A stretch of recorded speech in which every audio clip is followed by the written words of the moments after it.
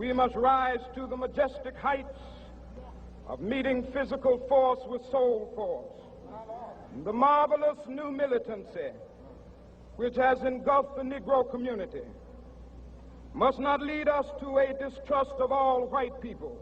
For many of our white brothers, as evidenced by their presence here today, have come to realize that their destiny is tied up with our destiny.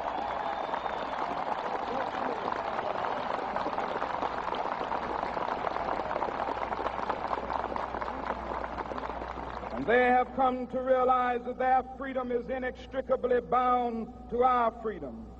We cannot walk alone. And as we walk, we must make the pledge that we shall always march ahead. We cannot turn back.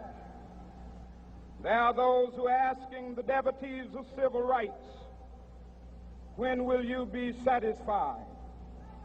We can never be satisfied as long as the Negro is the victim of the unspeakable horrors of police brutality. We can never be satisfied as long as our bodies, heavy with the fatigue of travel, cannot gain lodging in the motels of the highways and the hotels of the cities.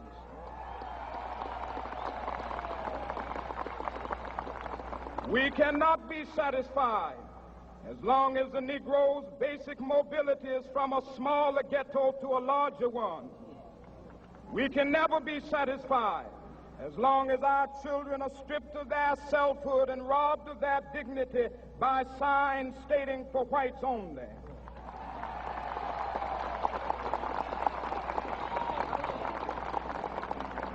We cannot be satisfied as long as a Negro in Mississippi cannot vote and a Negro in New York believes he has nothing for which to vote.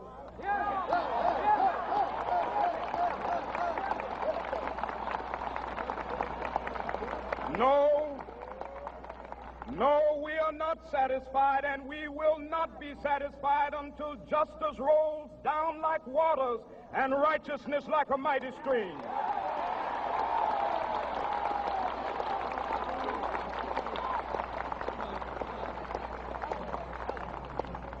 I am not unmindful that some of you have come here out of great trials and tribulations.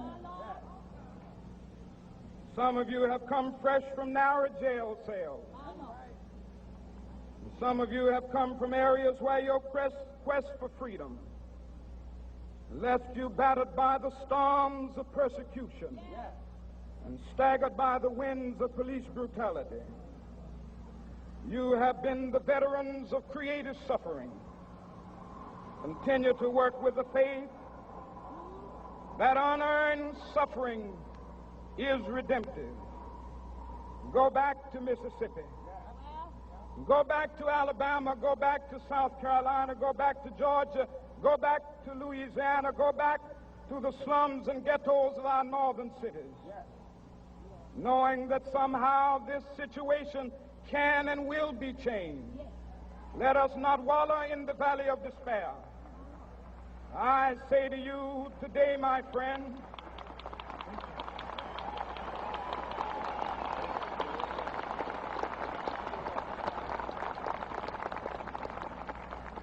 so even though we face the difficulties of today and tomorrow, I still have a dream.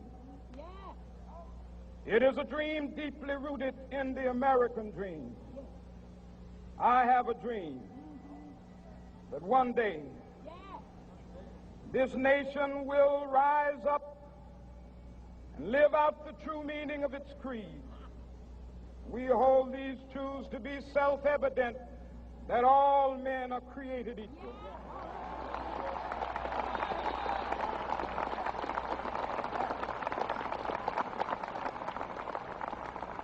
I have a dream that one day on the red hills of Georgia, the sons of former slaves and the sons of former slave owners will be able to sit down together at the table of brotherhood.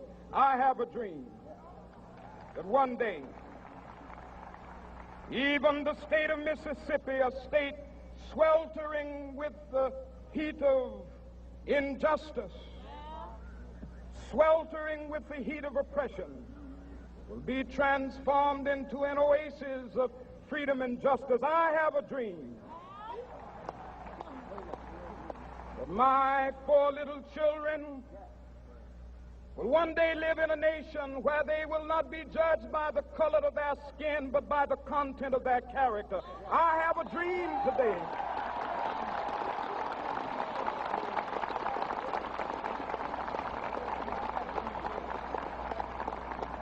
I have a dream that one day, down in Alabama, with its vicious racists, with its governor having his lips dripping with the words of interposition and nullification, one day right there in Alabama, little black boys and black girls will be able to join hands with little white boys and white girls as sisters and brothers. I have a dream today.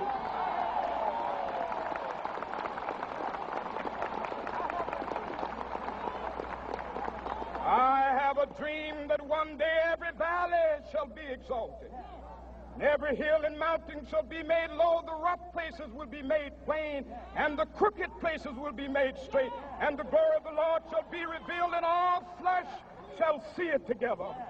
This is our hope. This is the faith that I go back to the South with. With this faith, we will be able to hew out of the mountain of despair a stone of hope.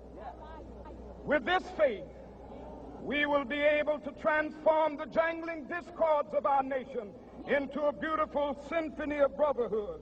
With this faith, we will be able to work together, to pray together, to struggle together, to go to jail together, to stand up for freedom together, knowing that we will be free one day. This will be the day. This will be the day when all of God's children will be able to sing with new meaning, "My country, tears of thee. Sweet land of liberty, of thee I sing. Land where my fathers died, land of the pilgrim's pride. From every mountainside, let freedom ring. And if America is to be a great nation, this must become true. And so let freedom ring. From the prodigious hilltops of New Hampshire, let freedom ring.